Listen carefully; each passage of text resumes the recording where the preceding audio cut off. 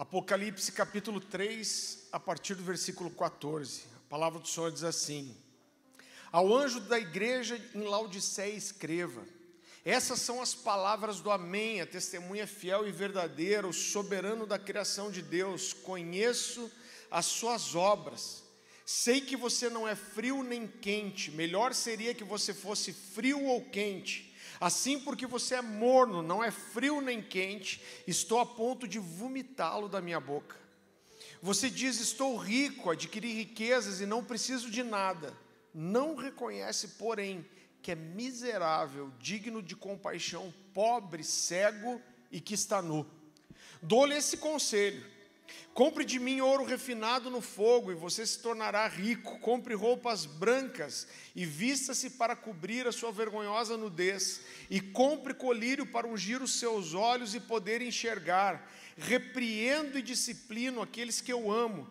Por isso, seja diligente e arrependa-se. Eis que estou à porta e bato, e se alguém ouvir a minha voz e abrir a porta, eu entrarei e cearei com ele e ele comigo. Ao vencedor darei o direito de sentar-se comigo em meu trono, assim como eu também venci e sentei-me com meu Pai em seu trono. Aquele que tem ouvidos, ouça o que o Espírito diz às igrejas. Queridos, a história diz, você não vai encontrar isso na Bíblia, a gente tem isso dos historiadores da igreja, né? Um cara chamado Clemente, foi um bispo da igreja primitiva. Esse cara reuniu muita coisa, e depois Eusébio de Cesareia reuniu, né, esses escritos, e foi o primeiro historiador da igreja. Então a maioria das coisas que a gente lê da igreja primitiva, que tem como relato histórico, é desses dois caras, Clemente e depois Eusébio. Então a história, a tradição, nos diz algumas coisas que eu quero te levar a entender o contexto desse texto.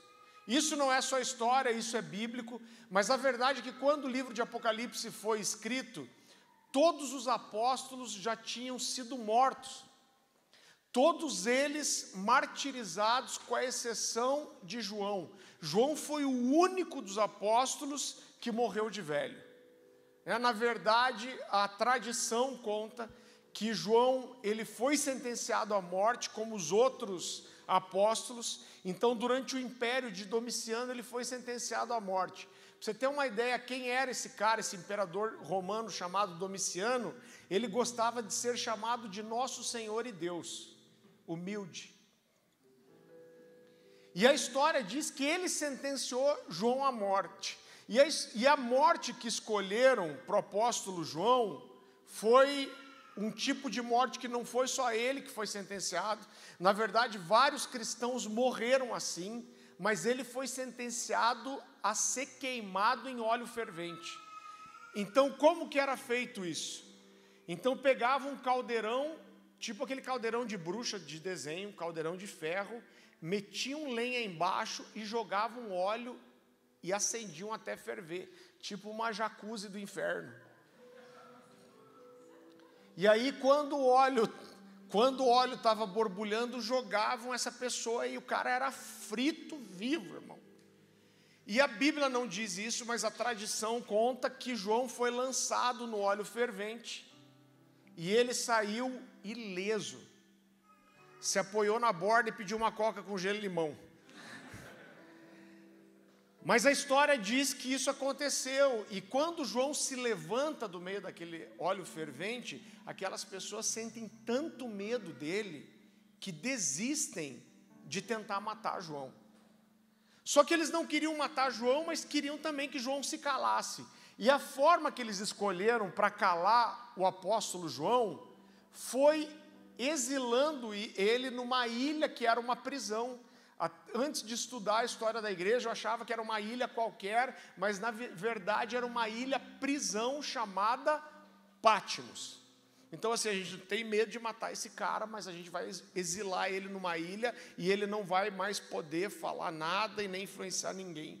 Agora, Deus é tão poderoso, irmão, que quando João é lançado na ilha de Patmos, lá nessa ilha, ele tem o mais alto nível de revelação que qualquer outro homem antes dele teve.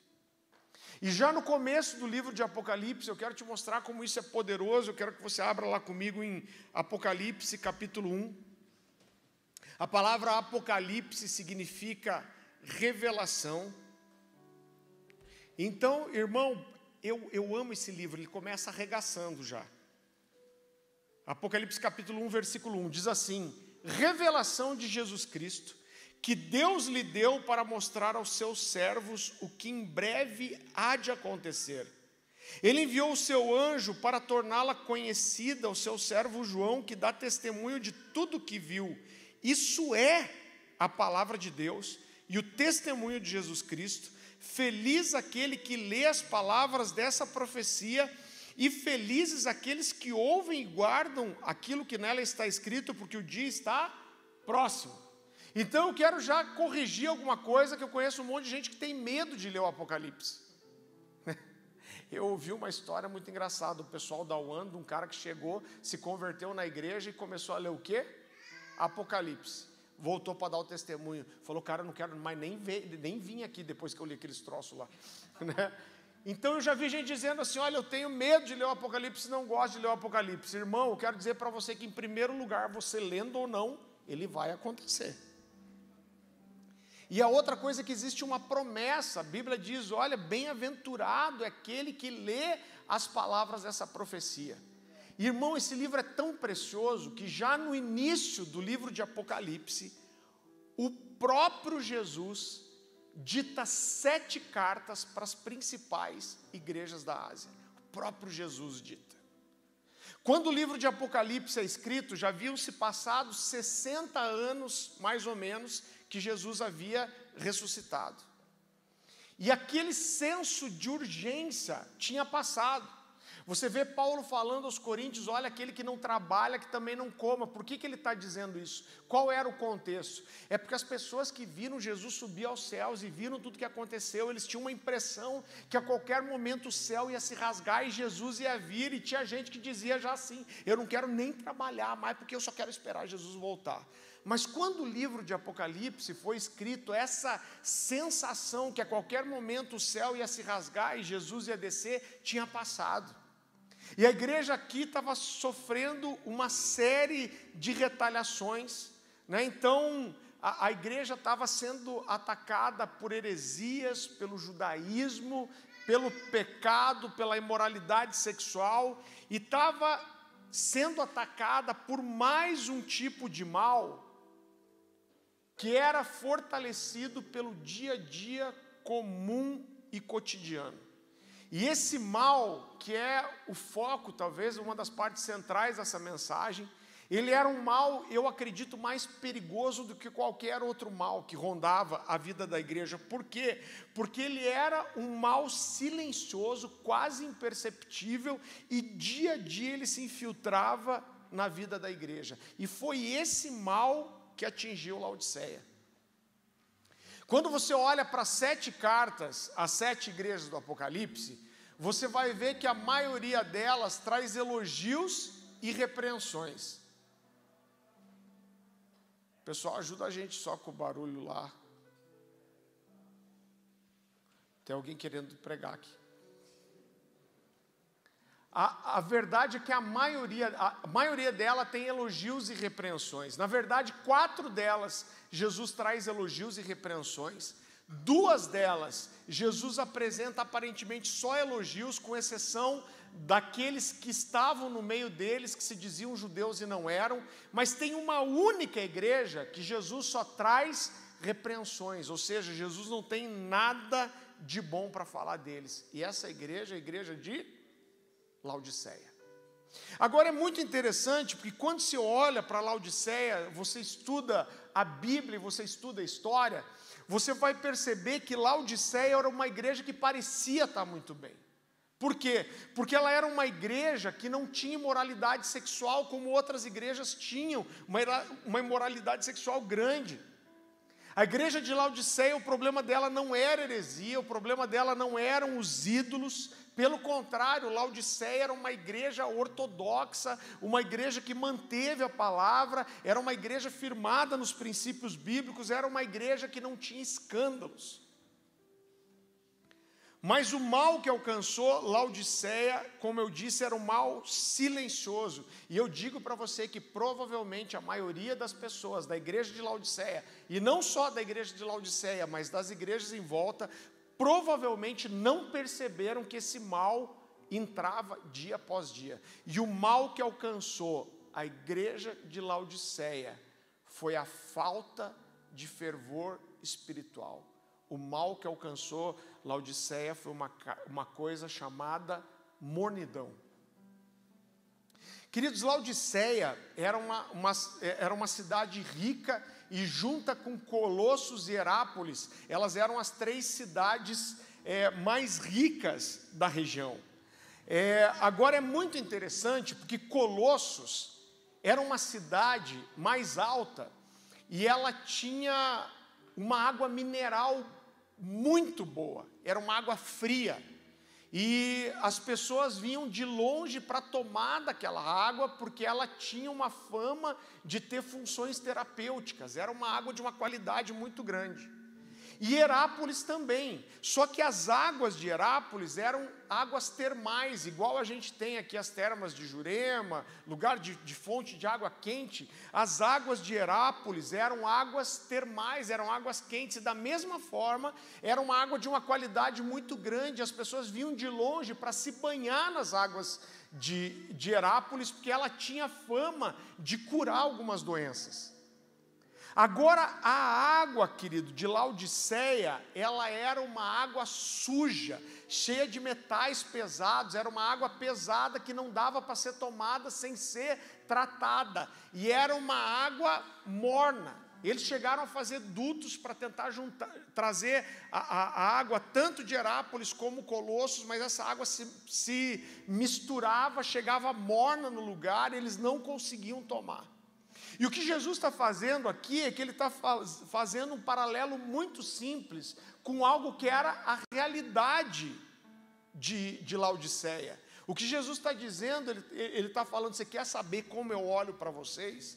Vocês são como a sua água, suja, morna, impossível de tomar. O que Jesus está dizendo é: ser o bebê de vocês, vocês me dão ânsia, vocês me dão enjoo, eu não consigo colocar vocês na boca. E querido, eu lembro que esse texto mexia demais comigo, né? Jesus está dizendo: olha, vocês me causam ânsia, me causam vontade de vomitar. E eu lembro que quando eu li esse texto pela primeira vez, isso me chocou muito as primeiras vezes.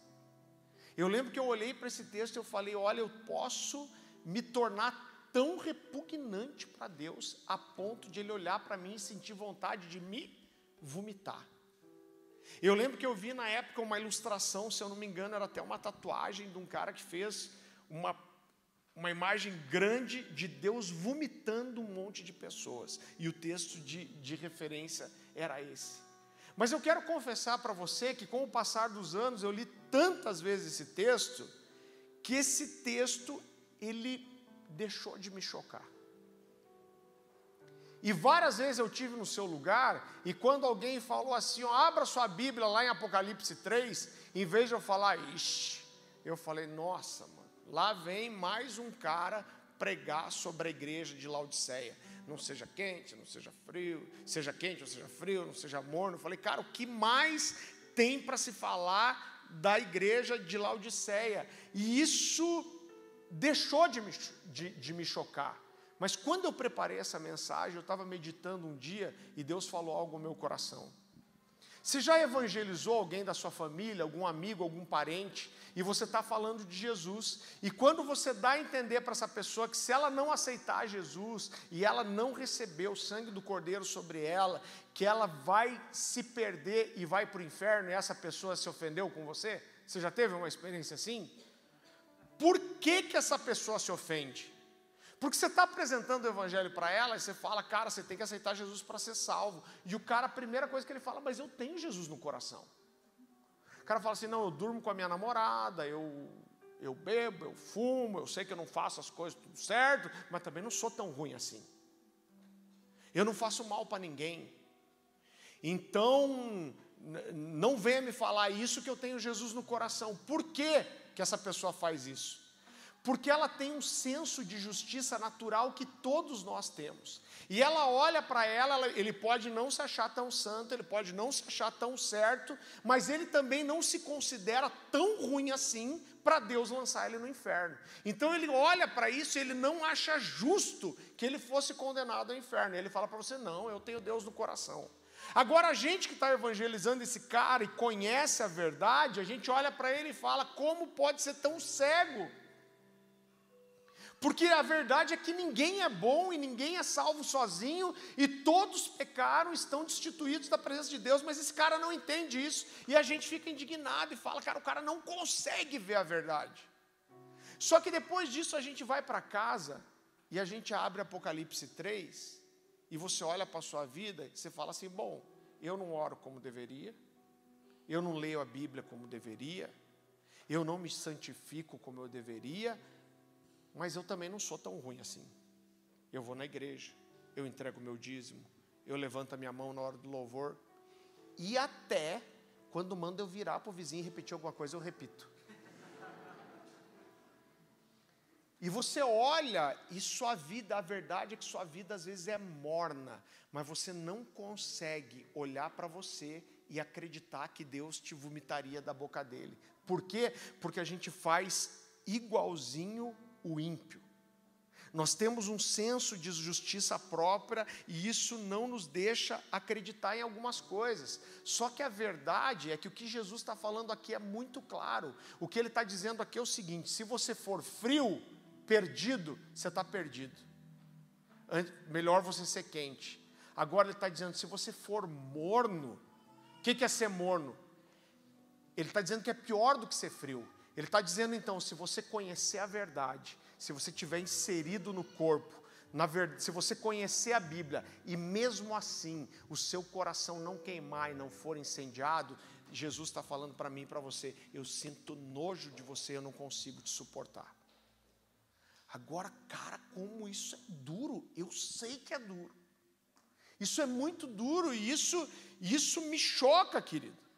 Por quê? Porque nós tentamos medir a justiça de Deus normalmente por aquilo que a gente considera justo ou não. Eu sei que eu estou falando aí e você está pensando no seu coração, cara, será que é bem assim? Agora eu quero dizer para você, eu olho para a Bíblia e eu vejo muitas coisas, querido, que não fazem sentido para mim e não parecem justas. Por exemplo, eu vi o Francis Chan falando sobre isso uma vez. Eu vou lá para Êxodo 32, eu vejo que quando Moisés está na presença da glória, lá no Monte Sinai, é muito engraçado, porque quando o povo se envolve em adoração, idolatria, o bezerro de ouro, Deus está falando o tempo inteiro, o meu povo, daí essa hora ele chama Moisés e fala, ô Moisés, teu povo caiu em idolatria. E aí Moisés desce e quando ele vê a idolatria naquele bezerro de ouro, ele fica muito louco, fica com raiva, quebra as tábuas da aliança, joga o bezerro de ouro no fogo, e irmão, o pau fecha. E depois que a poeira baixa, a Bíblia fala que Moisés, pela direção de Deus, ele vai para o meio do arraial e ele fala assim, quem aqui não caiu em idolatria? E se chega uma tribo só perto dele, os levitas. E aí Moisés, sob a direção de Deus, olha para os levitas e fala assim, cada um de vocês, coloque uma espada na cinta. E ele diz, entra na casa do seu vizinho, do seu amigo, do seu irmão, e passe ao fio da espada aquele que caiu em idolatria. E a Bíblia diz que nessa noite morreram cerca de 3.000 pessoas. Então esses homens colocaram uma espada na cinta e eles entraram nas cabanas e furaram a barriga de pessoas que eles conheciam, que eles tinham um relacionamento, que eles conheciam os filhos. E eu vou confessar para você, irmão, eu olho para isso e eu falo, Deus, uau, o Senhor fez isso mesmo. Talvez eu não fizesse isso desse jeito. Eu vejo Deus pegando um cara chamado Jó, irmão, que a própria Bíblia fala que era o cara mais fiel da terra. E eu vejo Deus permitindo que Satanás tocasse a vida desse cara. A Bíblia fala que os filhos estavam todos reunidos e despenca, cai o lugar onde eles estavam reunidos e mata todo mundo. E a vida desse cara vai passando por uma sucessão de desgraças a ponto de ele se sentar sobre as cinzas daquilo que foi um dia sua família, seus bens, com o corpo coberto de tumores, de furúnculos, de feridas, e ele pegar um caco para se coçar. E eu olho, confesso para você, eu olho para isso e eu falo, Deus, o Senhor fez isso mesmo? O Senhor escolheu essa forma de fazer? Eu acho que eu não ia fazer isso assim.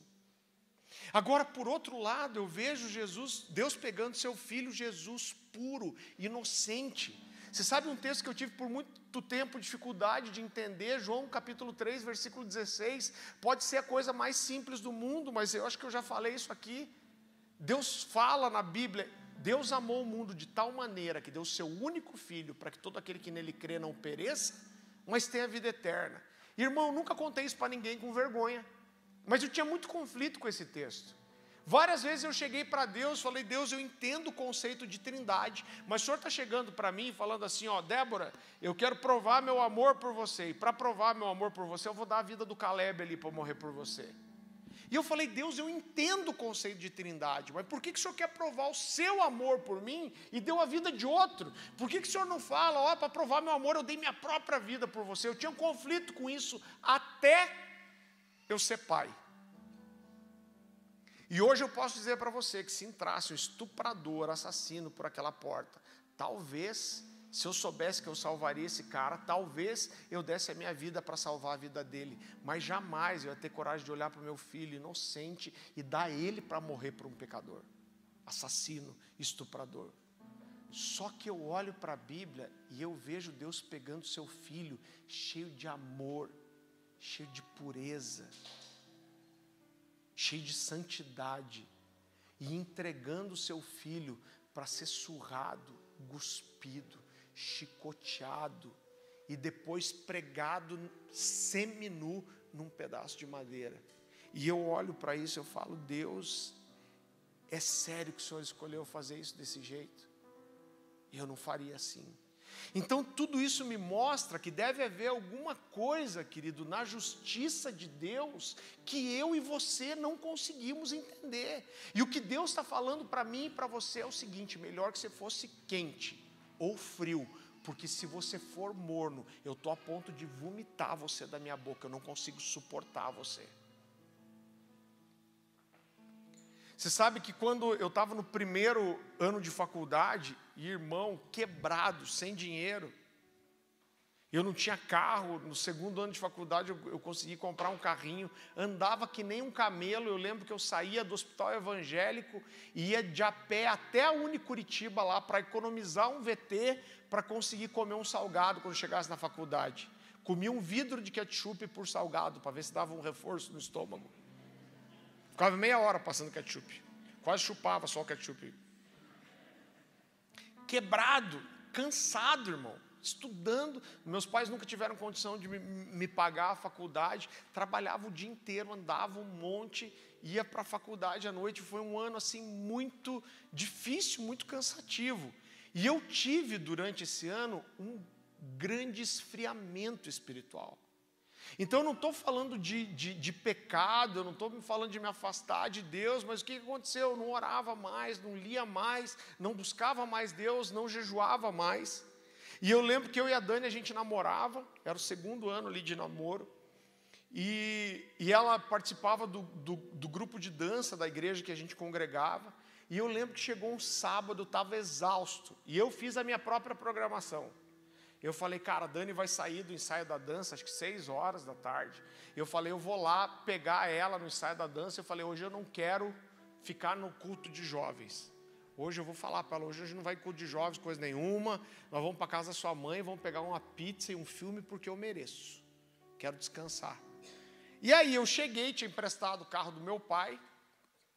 E eu cheguei, quando eu fui falar, a gente não vai ficar para o culto. Ela falou assim, a gente vai num evento aí. Eu falei, não vamos não. Ela falou, não, a gente tem que ir. Eu falei, não tem que ir, a gente vai comer uma pizza, assistir um filme. Ela falou, puxa, Farley, mas eu Falei que ia, já convidei um monte de gente para ir com a gente. Apaixonado, né, irmão? Por dentro, com aquela decepção, vi uma pizzinha com 2 asinhas sair voando, assim. Falei, mano, que droga, né? Eu falei, aonde que a gente vai, Dani? Isso era 2001, se eu não me engano. A gente vai na ministração de um pessoal chamado Fogo e Glória. Eu olhei para ela falando, eu falei, mas cara, será que um cara não tinha um nome mais evangélico para dar para uma banda? Quem que dá o nome de Fogo e Glória para uma banda, né? Não tinha adoração, a gente não sabia isso. E eu esfreguei a cara e falei, então tá bom, Dani, aonde que é a igreja? Aí todo mundo que estava perto dela falou assim, eu não sei direito onde que é, mas é longe. Imagina a felicidade. Aí foi, não, vamos perguntar para não sei quem sabe. Cara, onde que é que o fogo tal do Fogo e Glória vai estar hoje? Cara, eu não sei direito onde que é, só sei que é longe. Isso eu já estava assim, quase endemoniado. E aí não tinha GPS, nada, na época descobrimos onde que era. Perdão se mora para aqueles lados, mas de onde a gente estava era longe. Era lá do lado da casa do Ariel. Era lá na comunidade cristã de Curitiba.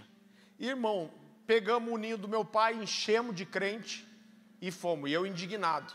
Quando chegamos lá, a CCC é uma igreja linda, maravilhosa hoje, mas na época estava em construção, cheio daquele pó de cimento dentro, é tipo uma, você conhece, tipo uma galeria assim, né, com escadas. E aí a gente chegou, a primeira coisa que eu nunca tinha visto na vida era uma fila para entrar na igreja. E aí tinha uma fila enorme, eu falei, cara, o que está acontecendo aí? É fila para entrar. E eu lembro que eu fiquei na fila assim. E a Dani tentando me abraçar, pegar no meu braço, e eu só pensando, que raiva, mano. Que raiva, o que eu estou fazendo aqui? E entramos na igreja. Entramos, sentamos.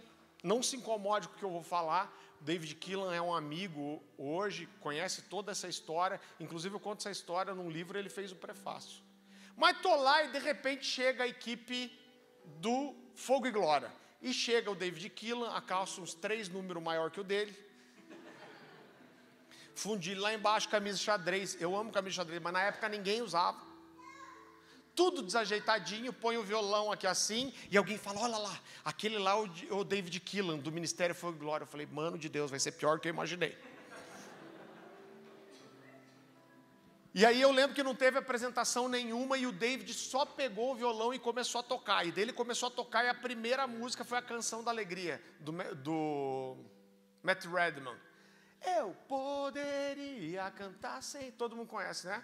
E é um country, irmão. E o povo começou a pular e começou a levantar a poeira. E a gente fala da nuvem de glória, mas aquela lá era uma nuvem de cimento, né? E o povo pulando e começou a pular e levantar aquela poeira. E eu fiquei olhando, falei, mano de Deus. Né?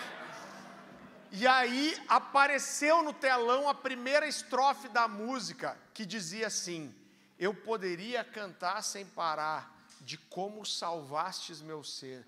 Eu poderia dançar por 1000 milhas por causa do teu amor. Antes dele começar a cantar, eu li: eu poderia cantar sem parar, de como salvaste meu ser. Eu poderia dançar por 1000 milhas por causa do seu amor. Eu tive 1 minuto de espiritualidade e falei para Deus, falei, puxa Deus, eu poderia cantar sem parar por causa do seu amor. Irmão, eu ouvi Deus gritar no meu ouvido, como poucas vezes na vida eu ouvi. E Deus falou assim: você podia, então por que você não faz nada para mim? Cara do céu. Naquela hora eu me senti como a igreja de Laodiceia, quando Jesus fala assim: reconhece a sua miséria. Você acha que você é rico, mas você é miserável, pobre, cego e nu. O que Deus fez no meu coração aquele dia foi eu reconhecer a minha situação. Irmão, na hora eu fui para o chão, chorando já, deitado no pó. Cara, mas eu chorava tanto, tinha tanta presença de Deus naquele lugar. E eu já falei isso para vocês várias vezes: homem chora feio, irmão. Porque mulher chorando é aquela coisa. Com lencinho. O homem chora, parece o Chewbacca.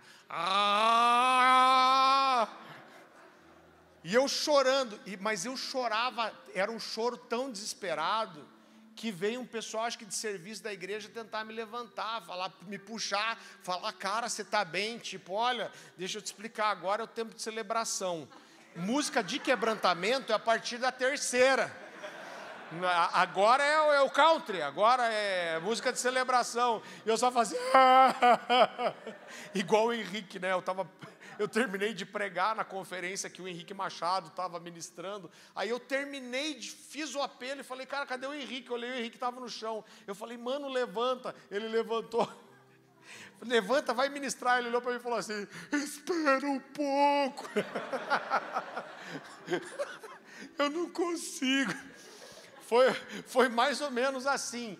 Cara, quando terminou a adoração, a Dani lembra disso. Eu virei para ela, terminou a adoração, tinha toda a ministração de palavra, depois a gente gosta de ferver um pouco no final. Acabou a adoração, eu virei para a Dani e falei, cara, me tira daqui, porque senão eu vou morrer. Deus vai me matar se eu continuar nesse lugar. Cara, eu saí de lá com uma decisão no meu coração de fazer meu coração queimar de volta. De estar envolvido com as coisas do Senhor, de estar queimando, de estar apaixonado de volta. 2 Timóteo capítulo 1, versículo 6, Paulo diz para Timóteo, mantenha viva a chama. Por quê? Porque a responsabilidade de manter a chama viva é minha, querido. Sou eu que preciso manter a chama viva, colocando lenha dia após dia. Abra comigo em Oséias capítulo 6.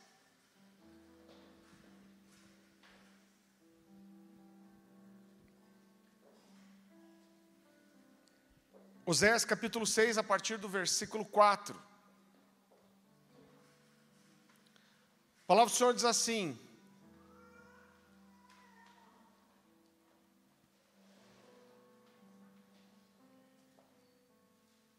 Oséias capítulo 6, versículo 4. Que posso fazer com você, Efraim?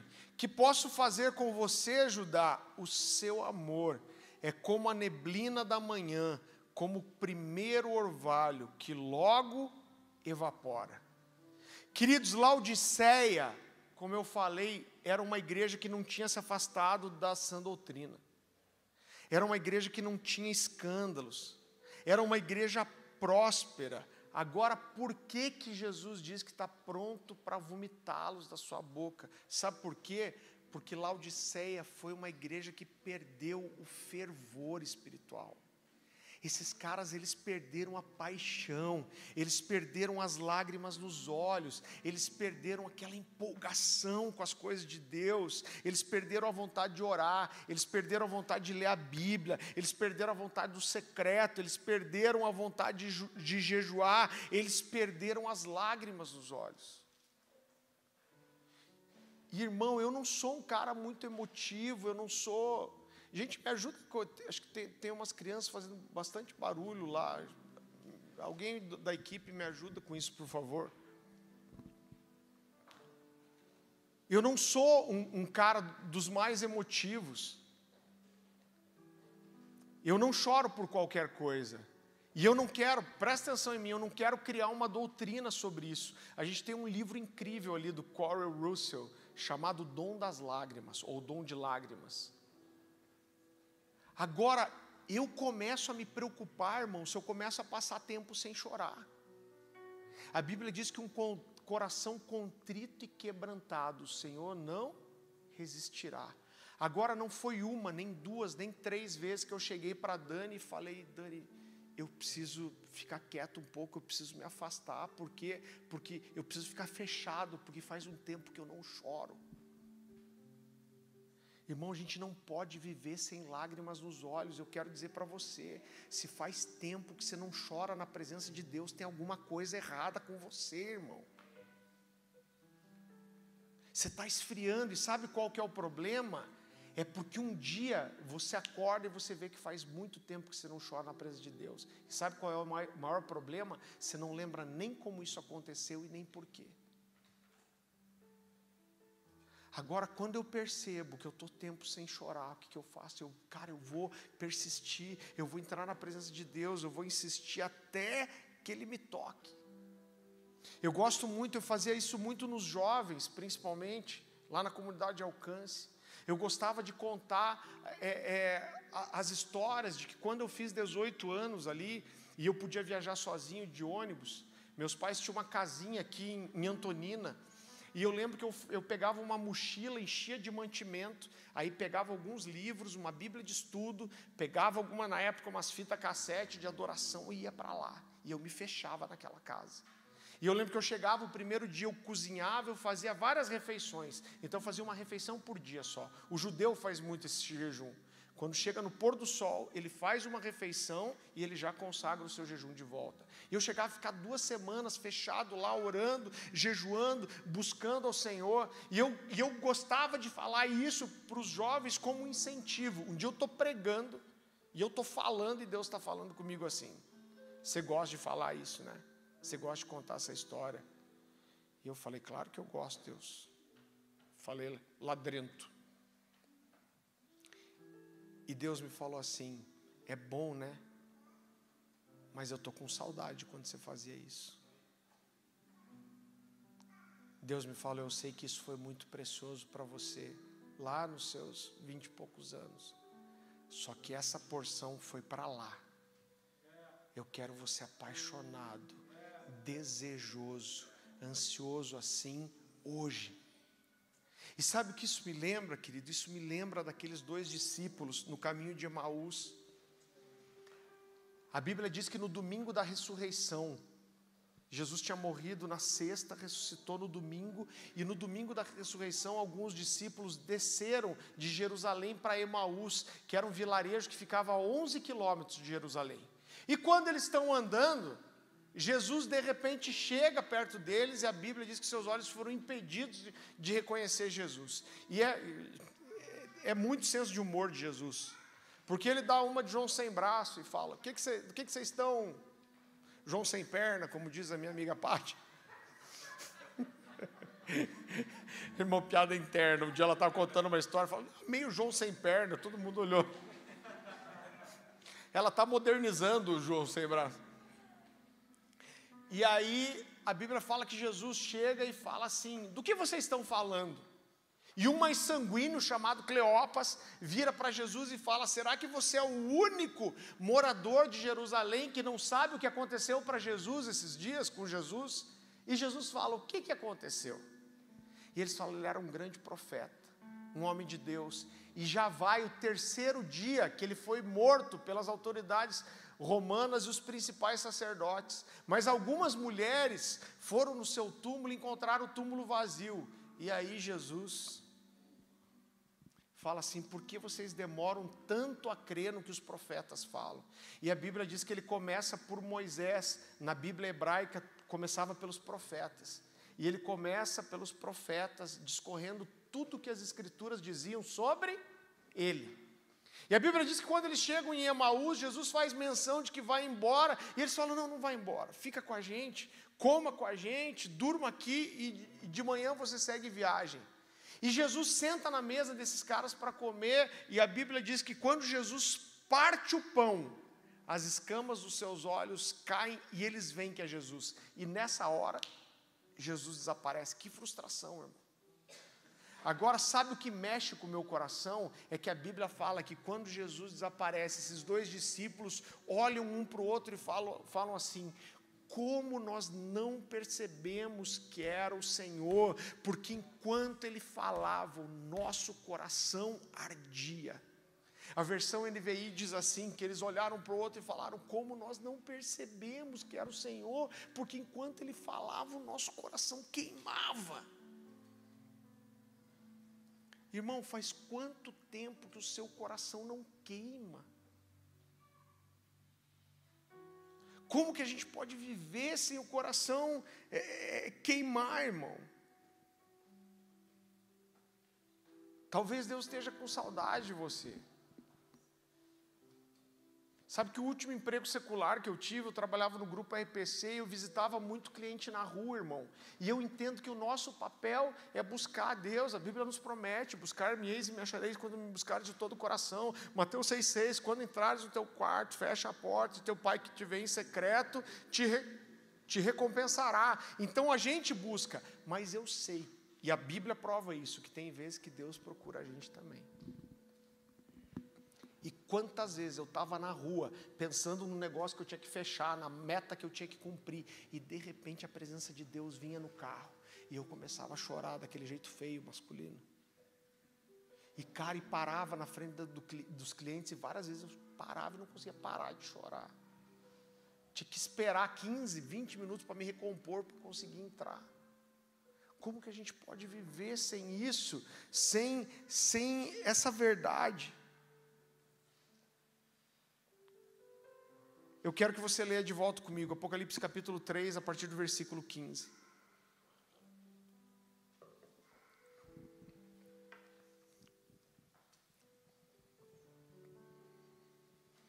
A palavra do Senhor diz assim: conheço as suas obras, sei que você não é quente nem frio, melhor seria que você fosse frio ou quente. Me aterroriza isso, Jesus dizer que é melhor ser frio do que ser morno. Eu acho assustador isso. Assim, porque você é morno, nem frio nem quente, estou pronto a ponto de vomitá-lo da minha boca. Você diz: estou rico, adquiri riquezas e não preciso de nada. Não reconhece, porém, que é miserável, digno de compaixão, pobre, cego e que está nu. Eu quero comparar esse texto com o texto de Deuteronômio, capítulo 28. Abra rápido lá comigo. Deuteronômio, capítulo 28. Eu quero comparar esse texto de Apocalipse com esse aqui, Deuteronômio 28, a partir do versículo 46. Essas maldições serão um sinal e um prodígio para vocês e para os seus descendentes para sempre. Uma vez que vocês não serviram com júbilo e alegria ao Senhor, ao seu Deus, na época da prosperidade, então, meio à fome, sede, nudez e pobreza extrema, vocês servirão aos inimigos que o Senhor enviará contra vocês. Ele porá um jugo de ferro sobre o seu pescoço até que os tenha destruído. Querido, esse texto está falando de serviço, mas por quê? Porque a verdade é que a forma que a gente serve expressa muito como é o nosso coração para com Deus e o nosso serviço. Agora, eu acho muito interessante que o Senhor não está dizendo aqui que Laodiceia parou de trabalhar. Ele começa dizendo para Laodiceia: eu conheço as suas obras. E ele diz: eu sei que você não é quente e nem frio. Então, o que ele está dizendo é o seguinte: eu conheço as suas obras, e as suas obras me mostram quem você é. E eu acho que isso é mais do que alguma coisa geral, mas que o que Jesus está dizendo aqui é: eu sei o que você faz, eu sei como você faz, eu sei o que você deixa de fazer, e eu sei o coração com que você faz ou deixa de fazer. Agora, muitas vezes, querido, a gente se diz cristão, diz que ama a Deus, mas só não pode fazer nada para Ele. A minha pergunta é, e parece que está tudo bem, agora será que está? Será que alguém que não é frio e não é morno consegue não fazer nada para Deus? Do tipo: não, cara, eu sou apaixonado por Deus, meu coração queima, a única coisa é que eu não tenho tempo só para as coisas dele, minha vida é muito corrida. Será que convence alguém isso? Eu quero falar uma coisa para você que é uma grande verdade, presta atenção no que eu vou te falar. Talvez você fale de Jesus para os seus amigos, para os seus parentes, sabe por quê? Porque a gente faz muitas coisas porque a gente quer se sentir bem diante de Deus, se sentir um crente de verdade. Então, talvez para você se sentir crente, você seja o cara que até tenha coragem de falar de Jesus para os seus amigos e para os seus parentes. Só que se você não for apaixonado, você não for intenso, você não queimar por aquilo que você fala, você não vai convencer ninguém, irmão. Sabe por quê? Eu vou te dizer, eu não seguiria ninguém que não fosse intenso. Foi meu discipulador por anos, o pastor Luciano Subirá. Hoje eu vim para cá conversando com o Dan. Cara, e o Dan é um cara intenso, estava aqui, toda vez que eu ia buscar ele no hotel, ele entrava no carro chorando, e é essa intensidade que me faz olhar para ele e falar: eu quero seguir esse cara aqui. Agora, se você não queimar por aquilo que você prega, você não vai convencer ninguém. Eu não sei se essa história é verdadeira, mas contam que alguém conseguiu evangelizar Gandhi. E um pastor foi conseguindo vários contatos, várias conexões, até chegar e Gandhi deu um horário para ele. E esse cara senta com Gandhi e começa a expor o evangelho, a salvação, a cruz. E quando ele termina de expor o evangelho, ele olha para Gandhi e fala assim: você crê nesse evangelho, você quer aceitar Jesus? E Gandhi olha nos olhos dele e fala assim: eu não creio. E esse pastor fala: mas por que não? E Gandhi fala assim: você está me dizendo que o próprio Deus, que criou o céu e a terra, se fez homem, veio morrer no meu lugar pelo meu pecado, e basta eu acessar isso para ser salvo? Ele falou: se eu acreditasse nisso, eu estava andando por toda a Índia, de joelho, batendo de porta em porta, falando desse evangelho. Mas eu olho para você e eu vejo que nem você acredita, por que eu vou acreditar? Alguém já disse que a grande diferença entre nós e os Hare Krishnas, não tem muito hoje, antes tinha mais. O cara põe uma roupa colorida daquela, um vestido colorido, ridículo. Se tirar uma foto de satélite, aparece o cara, raspa toda a cabeça, deixa só um rabinho de cavalo aqui, pega 2 pratinhos e fica no sinaleiro cantando Hare Krishna, Krishna, Krishna. Aí quando você para, ele tenta te vender um livro. Só para de vender o livro que é legal. Alguém já disse que a grande diferença, esse cara vive a fé dele com tudo. Alguém já disse que a grande diferença entre nós e os Hare Krishnas é que esses caras vivem uma grande mentira, como se fosse uma grande verdade. E nós cristãos, muitas vezes, vivemos uma grande verdade como se fosse uma grande mentira. Quando as pessoas olham para nós e sabem do evangelho, do que você crê, será que eles conseguem olhar para mim, para você, para o Diego e falar: cara, eu olho para o Diego, eu sei que ele acredita mesmo nesse negócio. Eu posso não acreditar, mas ele acredita. Eu vi uma história falando, se eu não me engano, de George Whitefield,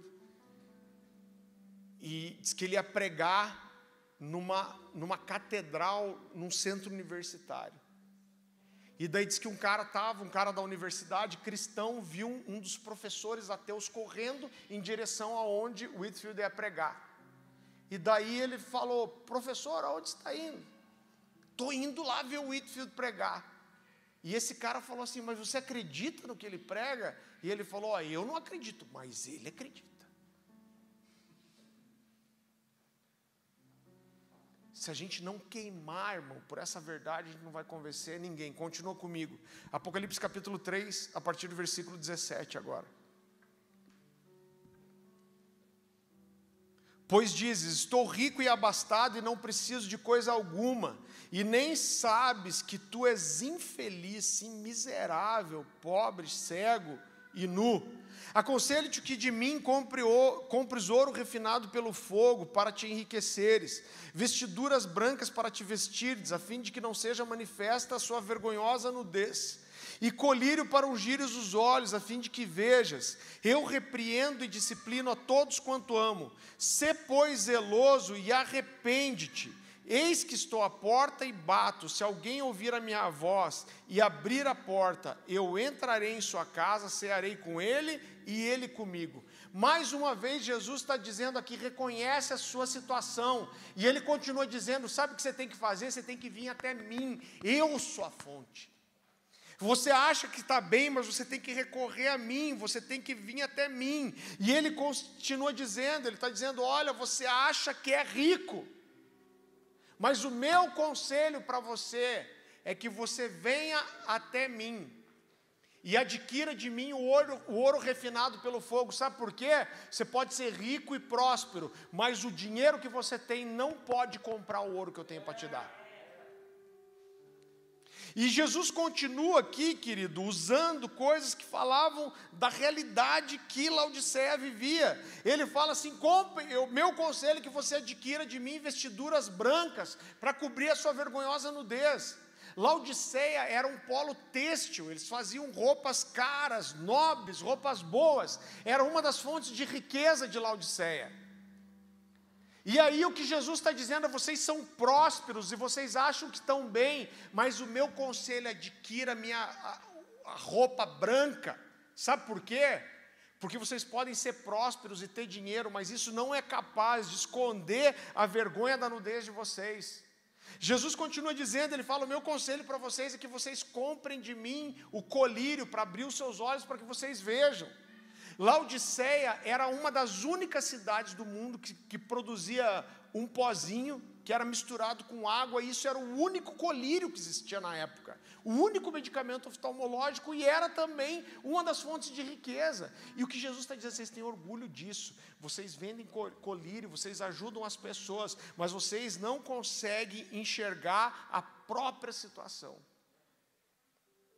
E Jesus termina, querido, eu vi uma vez um pastor falando isso, e eu vejo que é toda a verdade. Jesus termina fazendo uma das declarações mais terríveis da Bíblia. Para mim, essa aqui é uma das declarações que me faz estremecer, que é pesada.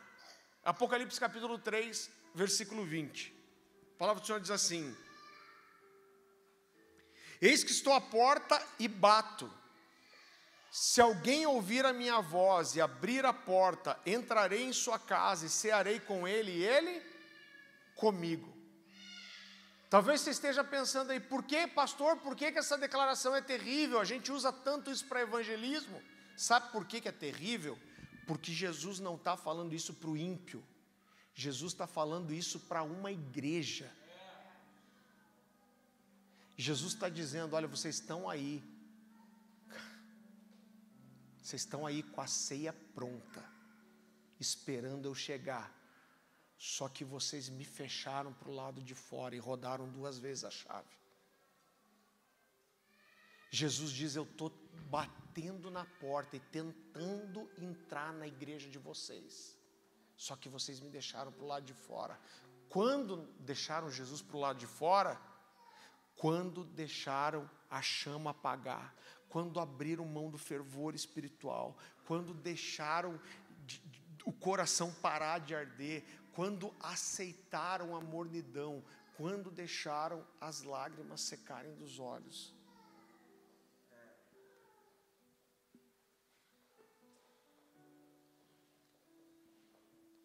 Irmão, o Senhor tem ministrado tanto essas verdades no meu coração. Isso tem me feito chorar pela igreja. Eu acho que é desesperador o contexto que nós vivemos. Eu não estou pregando, mais uma vez, não estou falando que a excelência é ruim, mas nós somos igrejas gigantes, igrejas excelentes, igrejas onde tudo funciona, onde tudo é bonitinho, a gente tem aplicativo de tudo. Não estou falando mal do aplicativo, a gente também usa. O problema é que a gente está se realizando com essas coisas, achando que isso é ser crente. E falando, cara, meu ministério é um ministério relevante, porque eu estou cheio de gente, está tudo bonito, as contas estão pagas. Tem o canal no YouTube.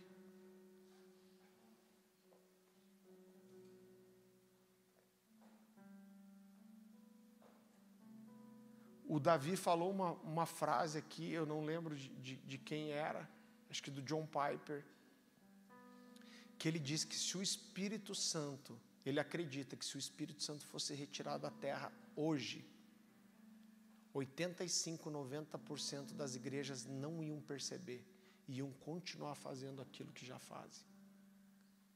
Sabe por quê? Porque a gente está contente com coisas humanas, irmão.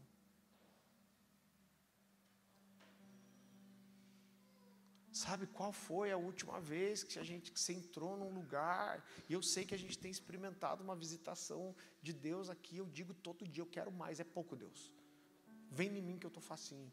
É pouco, eu quero mais. Mas a verdade, irmão, roda esse Brasil entrando em igreja. E a verdade é que é muito raro você entrar num lugar que o coração, e se fala, cara, Deus está aqui. Deus está aqui. Sabe uma coisa que o Senhor me lembrou esses dias? Quantas vezes na adolescência eu fui para um culto e a palavra me tocou, E aquilo queimou tanto no meu coração, que eu olhava, e quando o pastor falava, fica em pé para a gente encerrar, eu saía correndo para casa, para não precisar cumprimentar ninguém, porque eu queria continuar com aquilo, meu coração estava queimando, eu não queria me distrair, eu não queria conversar com ninguém, eu não queria comunhão, mas eu só queria sair correndo para casa, para me fechar no meu quarto e estar com o Senhor. A gente tem tido momentos incríveis, e eu sei, se eu não me engano foi Spurgeon que falou, Deus tem uma coisa com as multidões, e realmente tem coisas que só acontecem quando a gente está junto, e tem coisa que é para esse ambiente aqui.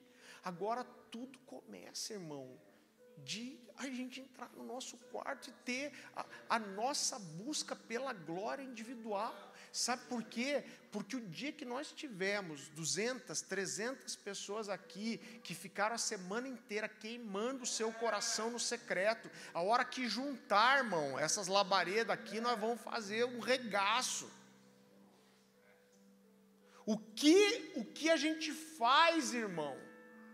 Que transformação a gente faz com 200 pessoas queimando por Jesus, apaixonadas, intensas, sedentas pela palavra de Deus, sedentas pela intimidade, sedentas pela oração, pelo jejum, pela busca, pela transformação.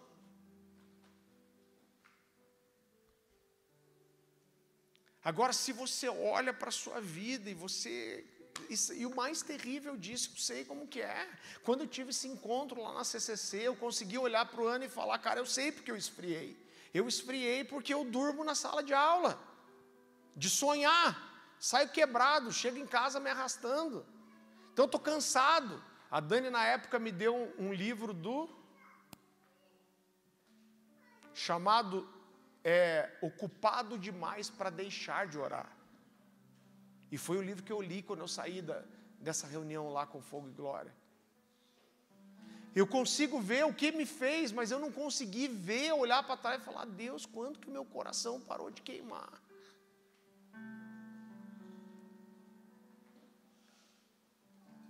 A Bíblia fala, eu vi o Bill Johnson falando isso, cara, isso entrou no meu coração, como dizia o Gregório, como uma flecha quente.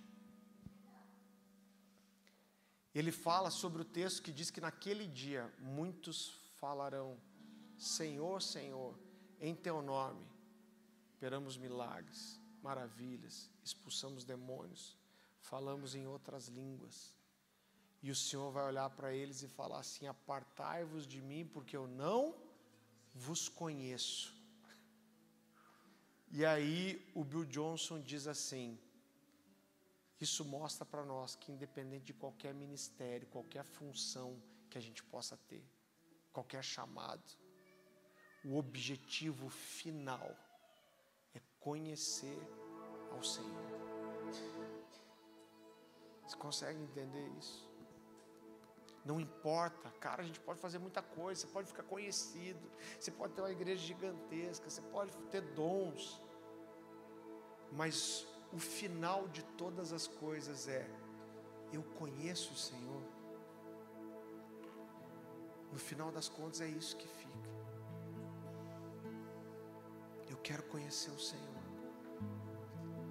Eu quero um coração contrito e quebrantado.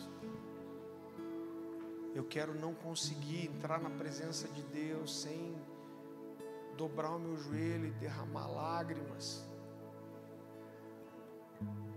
Jesus.